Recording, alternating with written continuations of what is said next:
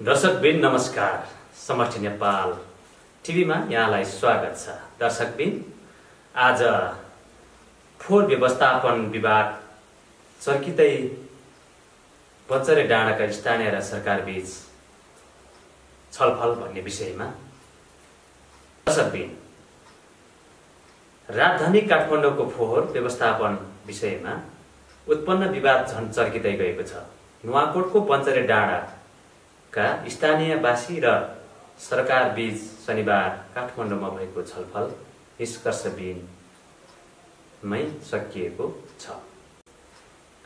स्थानीयहरूले फोहोरले उनीहरूको स्वास्थ्य, वातावरण र जीवन स्तरमा गम्भीर असर पारेको भन्दै तत्काल समाधानको माग राखेका छन्।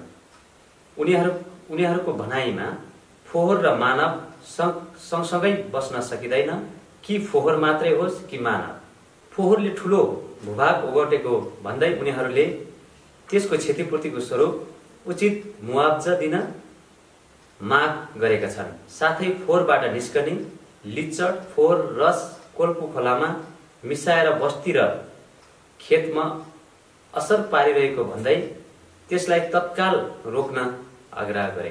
स्थानीयले भने लिच्चड नियन्त्रण नभएसम्म हामी फोहोर ल्याउन दिन्नौ। आवश्यक परे पनि हामी मर्न तयार छौं, तर फोहोर। सरकारका प्रतिनिधिहरूले भने स्थानीयहरूको माग सम्बोधनका लागि सम्भावित विकल्पमा छलफल भइरहेको बताएका छन्। वार्ता निष्कर्षमा पुग्न अर्को चरणको बैठक तय गर्ने जनाएको छ।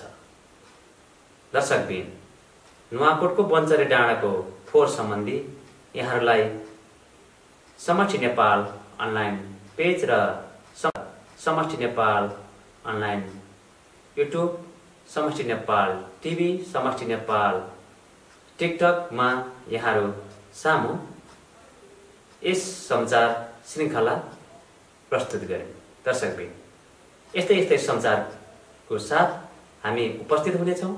आजलाई बिदा चाहन्छौँ। नमस्कार।